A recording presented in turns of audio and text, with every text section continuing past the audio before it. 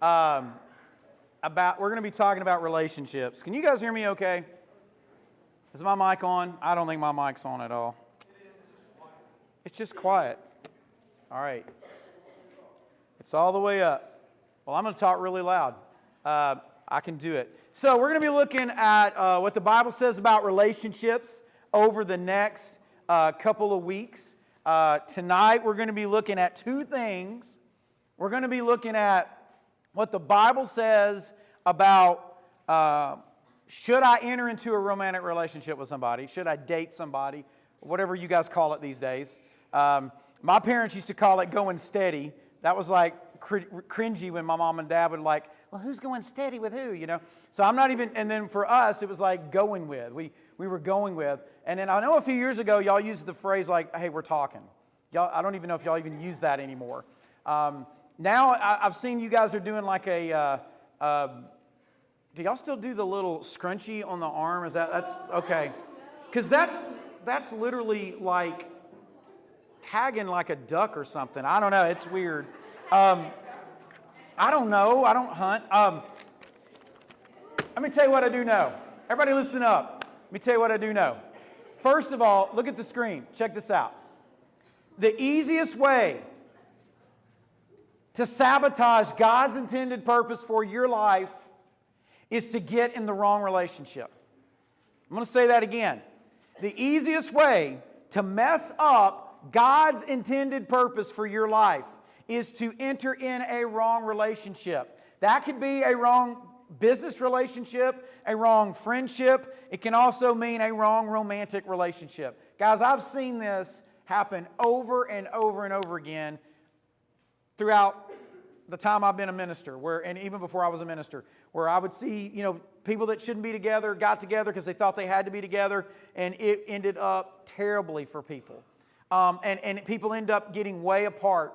I've seen it where students get saved and they get on fire for Jesus, and the next thing you know, they're pulled away because they got into a relationship that, the person they were with wasn't necessarily evil, but it wasn't the right time and the right person in the right way, and it pulled them away from God, and it's bad. And so I'm not here tonight, if you're in a relationship with somebody, to talk you out of it or to say it's bad. Don't hear me say that. But I am wanting you to understand you need to go into relationships with wisdom and caution. The problem is we go into relationships emotionally. And when the emotion goes up, the wisdom goes what? Down. So we're going to talk about some things that is easy to say, hard to do in the moment, but they're important things. We're going to talk about entering in a relationship with somebody. You might use the word dating. And just so you guys know, dating's not in the Bible because that's a Western concept. Okay, the Bible is not. The Bible is from the Middle East. So they didn't date back in the day. They were betrothed to one another, engaged, like Mary and Joseph was engaged. And it was almost like being married except the consummating the marriage part of it. But it was a legal thing. So there's not going to be, if you're looking for a verse that says, thou shalt dateth thine person or something, you're not going to find it, okay? But there are principles in the Bible that help you and I in considering relationships with folks, whether it's a friendship, a business relationship, but especially a romantic relationship. So very, very quickly, 3 quick questions to ask. And maybe you need to ask this about your current relationship. Maybe you're not in a relationship and so wish you were. Yesterday sucked for you. You felt so weird yesterday. And guys, I got to tell you, I hate that you felt that way because yesterday was a drummed up holiday by people trying to sell stuff. Okay? I'm just being real with you. You should be loving people every day of the year, okay? Not just on one day. And in particular, if you're married, your anniversary. Don't forget that, okay, gentlemen? My wife's birthday and our anniversary, same day. If I forget that, I'm moving in with you, okay? All right, because I'm in trouble. But 3 questions to ask when you're going to date. Number 1, is it the right time? Is it the right time? Should I be doing this right now? Now, the world's going to tell you, heck yes. Everybody's doing it. You've been through puberty. You feel things. You sense things. I know for me growing up, if it was a girl, it was the right time. It was like, yes, she's there, that kind of thing. But we need to really ask, is it really the right time? Just because you can doesn't mean you should. And another thing, a good thing at the wrong time is a wrong thing. Let me say it again. A good thing at the wrong time is a wrong thing. The world's going to lie to you guys and say, man, as soon as you go through puberty or start feeling things, it's time. That's not true. It's not just about what you feel, how your body's changing. It's about how mature you are, how mature they are. It's a big, big deal. So here are a few things to think about. When is the right time to date? I'm not going to tell you, here's the right time. I'm not the Holy Spirit. But here's some stuff to consider. And some of you are going to probably roll your eyes at this, but that's okay. I'll take my glasses off and I can't see it. So the first thing is this. The right time is when you're right with God. And I mean like really right with God. Because if you're not right with God, every other relationship in your life won't be right. Some of you are having drama right now with friends, former friends, your frenemies, whatever you're calling them now. Maybe you can't say the word in this room because it's not a good word. Because you're not deep down right with God. Because you're holding grudges. You think, nope, they did me wrong. Well, they may have, but the way you're going about it is wrong. And so it's just making things worse. Y'all, when you and I are right with God, we should be thinking about building on, you can't build on anything. You're building on you. You're building on them instead of on the rock of Christ. And, Jesus never changes. He's the same yesterday, today, and forever. So you need to be right with God. Here's another thing. When you have clear direction in your life, you know who you are and you know where you're going. Here's what happens, guys, and this happened to me. It happened to my generation, and I see it in you. There are holes in our heart that we feel, and they're awful. Usually because of things with parents or things that happen in our life or things that we think we have to be to fit in or whatever, and we try to fill that hole with somebody else. And that is not fair to them, and that is not fair to you. It's not fair. It's not good. You're trying to ask them to do something only God can do. And so you need to be comfortable and confident in who you are. This idea of you complete me is not in the Bible. That's in a movie. Okay? And I know you may love the movie, and I'm not hating on the movie, but it's not true. This idea, I wasn't complete till I found you. No, you're complete. Is Jesus not enough for you? Honestly, that's a great question to ask. So you need to be confident in who you are and where you're going. Here's another thing to think about. You and I need to have signs of maturity in areas of responsibility, like our emotions, how we treat other people. If we're really struggling in this area, we're not treating everybody right, we're not mature in certain areas, y'all. What makes us think that when we date, we're going to all of a sudden get mature, Like, if I just date this person, then all of a sudden my dreams will come true. That's not what the Bible teaches. Do you know, I remember talking to somebody years ago when I was counseling them getting married, and they said, the young lady said, man, listen, when I've had a really rough time of my life, but I know when I get married, we're going to live happily ever after. And I honestly laughed. And I wasn't trying to be ugly, but I said, hey, you do know that when you get married, your problems multiply. And I'm not saying because you're marrying somebody wrong, it's just relationships are complicated. So if you think a relationship with somebody is going to fix things, it's not. It's going to make it more complicated. And you've got to be mature enough to be able to deal with those complications because they are complicated. And it's worth it if you're with the right person at the right time. Let's keep moving. And this is when you may roll your eyes out. And I don't know your parents, but if your parents are like my parents, I didn't like what they did, but they knew what was best for me. So in some cases, when your parents think you're ready, that's when you should be dating. I know for a fact there's some of you that your parents have told you, I don't care who you are, how you look, what they tell you, you're not going on a date until this age. And they seem like the worst people in the world. And you may feel like I'm the only one that I'm like that. Well, I can tell you they're trying to protect you from having baggage. Because one day you will meet the right person and you will hopefully get married to him or her. And you don't want to bring any extra baggage into that. You're going to, marriage is tough on its own. So sometimes you need to consider maybe your mom and dad aren't as crazy as they seem. I'm not saying they're not crazy. We're crazy, right, baby? Okay, yeah, we are. Okay, Gage. All right. So I'm going to get a little pushback on this.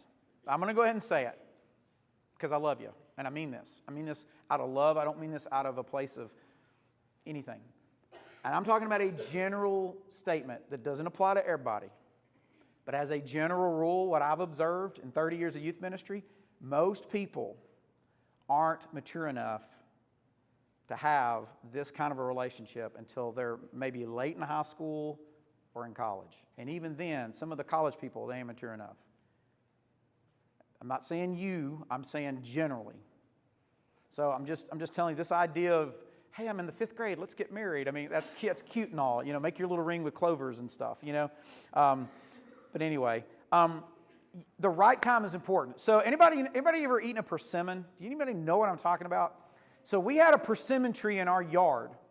And I never knew what it was, but some friends came over one time and they're like, well, man, you got a big persimmon tree. And they're like, man, you should eat that. It's really good. And I was like, yeah, whatever, I don't care. And they said, here, try one. And they picked one off. It was green, and they handed it to me. And I took a bite of it, and it was the most god-awful thing. I mean, it was like, wah! And they were like, what do you mean it's good? And they laughed at me. I'm like, what's the deal? And he goes, that one's not ready yet. They're extremely bitter when they're not ready. A few weeks later, it turned kind of a purpley looking color, and I went and ate one. I still thought it was gross, but it tasted better. And I realized sometimes a good thing isn't ready yet. And if you force it, it gets ugh. Okay? Ugh is a Hebrew word, okay?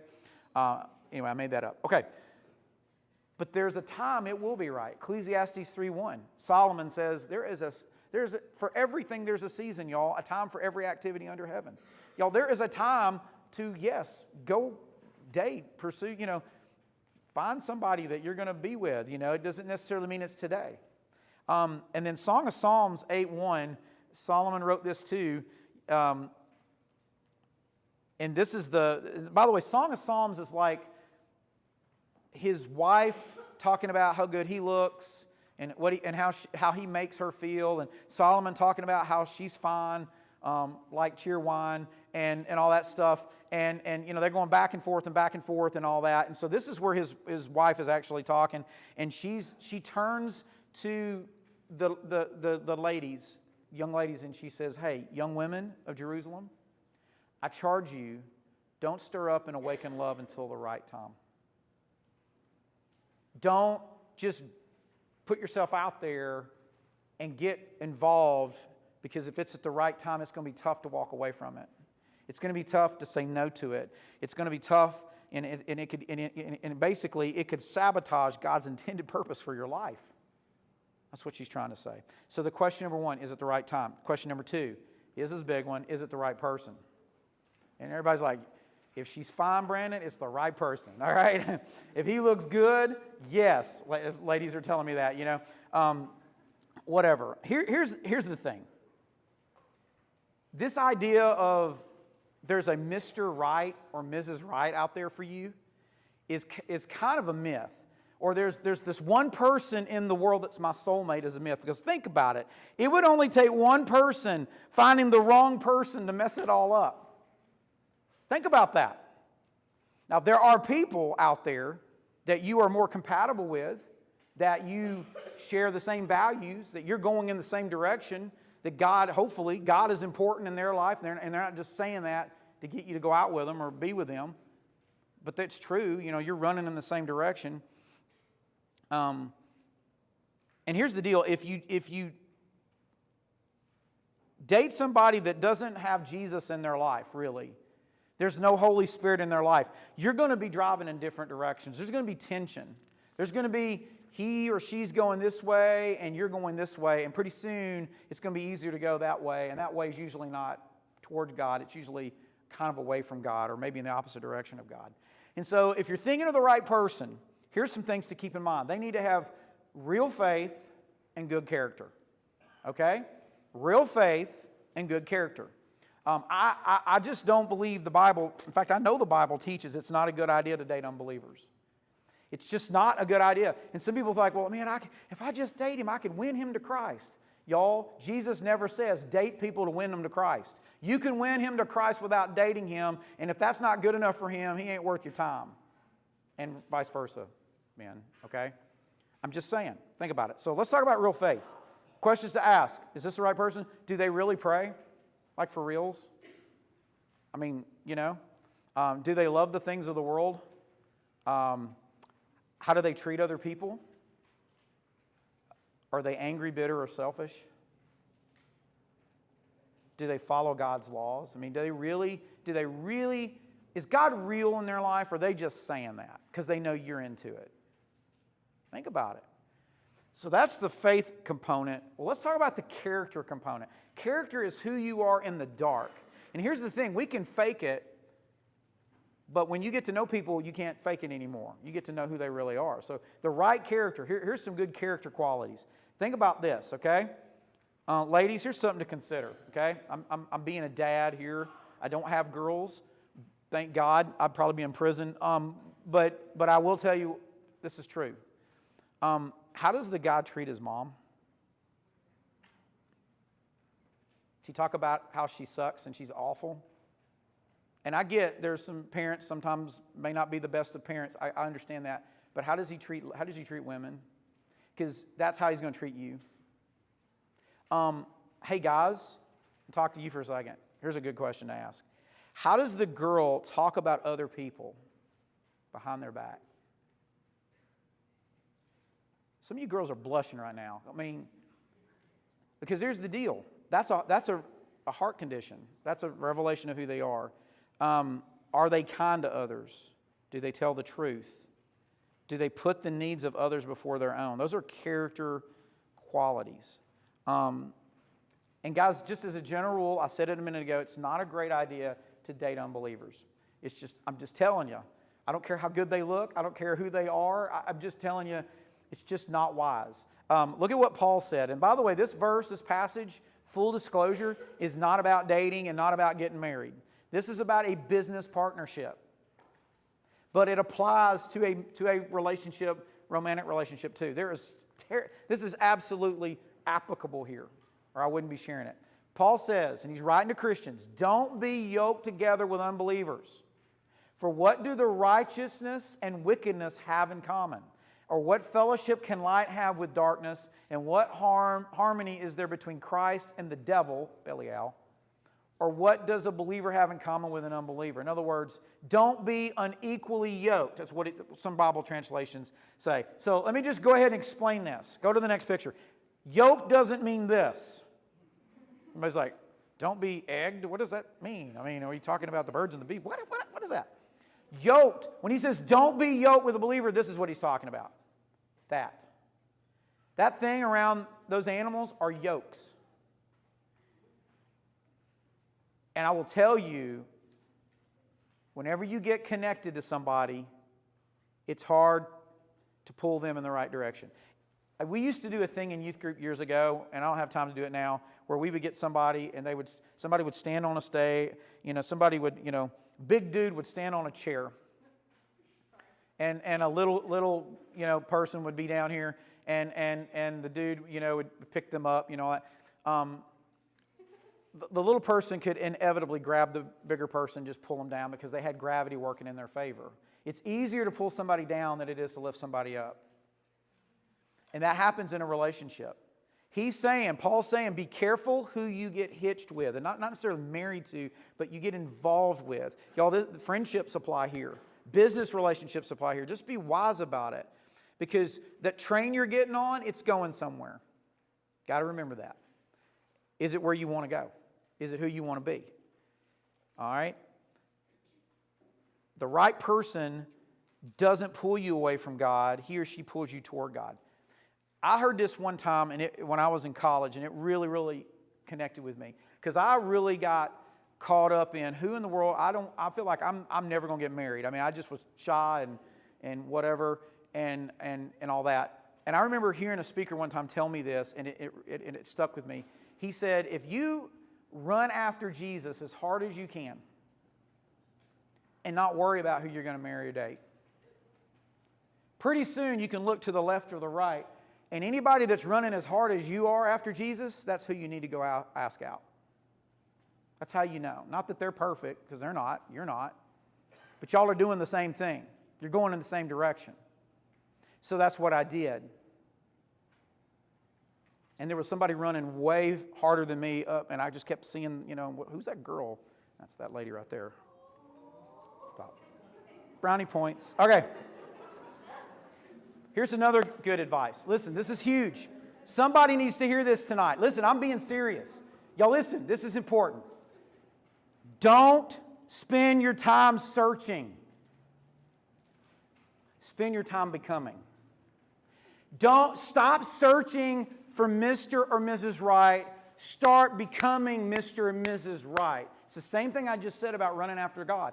Stop worrying about who am I going to be with, who, and start focusing after Him. Start running after Him. Y'all, it's better to be single than to be with the wrong person. Doesn't mean it always feels good, but it is. The pain of being single is way less than the pain of being in the wrong relationship. I promise. And somebody says, well, what about that quote? It's better to have loved and lost than to never have loved at all.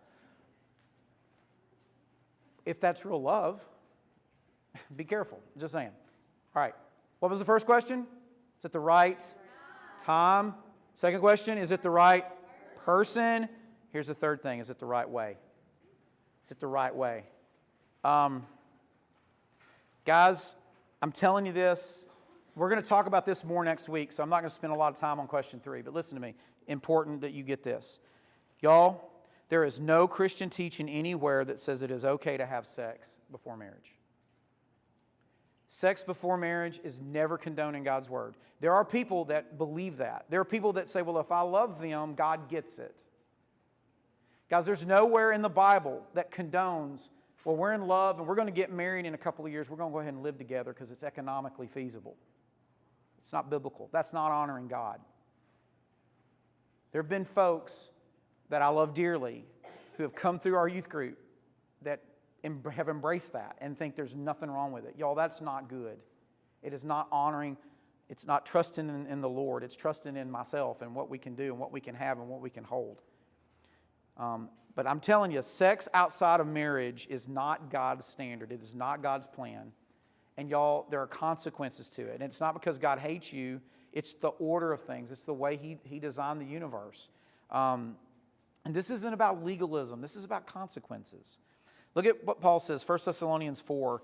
He says, God's will for you is to be holy. That means set apart. It means different. So here's what I'm saying. You may be the only one at your college one day that's doing this. We're not going to sleep together before we're married. You may feel like the weirdest alien weirdo. Holiness is like that sometimes. You're different. You're not like them. You're not blending in. You're not doing it because everybody else is doing it, and it's the standard they have. What's His standard? He says, so stay away from all sexual sin, y'all. That's a lot. That's a broad... We could spend a long time talking about all sexual sin. Just start naming stuff in your mind and think about it. It probably fits there. He says, then each of you will control his own body and live in holiness and honor, not in lustful passion like the pagans do. Pagans are unbelievers. In other words, he's saying, look, Christian, don't live like lost people. You guys know better. You guys are doing something different. You're following Jesus. He says, don't be like people that don't know God, don't know His ways. And then verse 7 says, God has called us to live holy lives, not impure lives. Man, I'll tell you, we're going to talk next week about being pure. So I like to use this illustration, and we're going to kind of wrap things up here in a second. Driving is a good illustration when it comes to, relationships. The government doesn't just let anybody drive a car. I don't know if you knew this or not. Our government doesn't anyway. You need to be a certain age. You've got to prove your maturity. You have to pass certain tests. Your parents are usually the ones to teach or guide you to learn how to do that and what's right and what's wrong. You need to stay within the boundaries of the road. Okay? It's the same way with God. God's given you some boundaries. And listen, students, it's not to punish you. It's not so you won't have fun. It's to protect you and others. It's to prevent you from ending up hurting yourself and hurting others, okay? So we'll talk more about that next week. But I want to wrap this lesson up. We're running behind. I'm going to wrap this lesson up talking about something that we don't talk about a lot. It's about this idea of being single. For a lot of us, being single is awful. And it can be. It can be lonely. It can feel weird. I know that growing up, I hated Valentine's Day. I still don't like it. I've been married to Christy for a long time. I'm getting in trouble. But I still don't like it. And it has nothing to do with her or us. It's just, I feel like it's just, look at who's whatever. And I was looking at my timeline of people that don't have a significant other and how lots of people were going to great lengths to try to avoid that fact. Guys, listen to me. Write this down. Being single can be a gift. Did you know that? It can be a gift. I'm not saying it feels like a gift or it's always good. I was talking to Zane the other day, and I was teasing him, and I was like, all right, he's coming home this weekend, and I was like, hey, are you bringing a girl with you this weekend, like a girlfriend? You've been talking to anybody? And he told me something, and it blew my mind. He looked at me, and he talked to me on the phone, and he said, Dad, he said, I got plenty of time to meet a girl. I am spending my college years trying to tell people about Jesus. And I was like, what's wrong with you? You're like, what? I mean, seriously? And he goes, seriously. It's not because I don't like girls, because he does. It's not because there's not girls interested in him, because apparently there are. At least that's the rumor on the street. He just is following after Jesus, and he's like, I'm not hating on anybody. If I get involved with a girl, I'm not available for God like I need to be. And I've only got this little window in my life to be of this available to God. So I'm going to spend it after God, and I'm going to trust that He's going to work it out. And I'm like, that is the most mature thing I've ever heard you say. Like, I can't believe that you said that. I mean, it really blew my mind. But he got it from the Bible. Look at what Paul says. 1 Corinthians 7. Paul says, I wish everyone were single just like I am. But God gives some the gift of marriage and some the gift of singleness. And what he's saying here is some people never marry. And if that's you, you're not going to be feeling like you're missing out. You're going to feel like God made you that way, and He gave you that gift. What I'm talking about tonight is not that as much as a season in your life where you're single, okay? One day you will be married, most likely, hopefully. It says, so Paul's saying, I say to those who aren't married and to widows, it's better to stay unmarried. And Paul's like, man, you're like, Paul's not fun. But look at what he says down in verse 32. He says, I want you to be free from the concerns of this life. An unmarried man can spend his time doing the Lord's work and thinking of how to please God. But a married man has to think about his earthly responsibilities and how to please his wife. So his interests are divided. And in the same way, a woman who's no longer married or never has been married can be devoted to the Lord wholly in body and spirit. But a married woman has to think about her earthly responsibilities and how to please her husband. And then I underline this. Paul says, I'm saying this for your benefit, not to place restrictions on you. He's not saying you're supposed to be single if you're a Christian. That's not what he's saying. He's saying if you are, don't look at it like it's the worst thing ever. It could be an amazing time in your life. For some, it's the way God wanted them to live their life. But for most of us, it's a season. Don't freak out. Trust God. All right? Paul's saying the goal isn't to find a mate. For Paul, the goal is the best way to figure out the best way to serve the Lord. That's what the goal is. So back in the day, when I was really struggling with some stuff, about big picture decisions, and things weren't quite lining up the way I wanted them to in my life, and I'm looking, I'm just had a couple of relationships that weren't that great, and I was like, what's going on? And God just really came to me one day, and I just felt the impression, don't worry about it. And it's easy to say, hard to do, but I really did. I said, all right, I'm going to stop worrying about this. And I started running after God. And I remember having this thought that I'm about to share with you. I'm going to wrap this lesson up with this. If I can trust God with my soul, I can trust Him with my singleness. If I can trust God with my soul, if I believe that when I die and take my last breath, He's going to take my soul, who I really am, somehow, and I'm going to be with Him in heaven. I don't know how that even works. Surely I can trust Him with the fact that I'm single right at that moment. And so in that moment I did. And so trust Him. Don't get ahead of Him. All right? Let's pray. Jesus, it's been a lot tonight. But I pray that something that was said, hopefully by you, not me, would get into hearts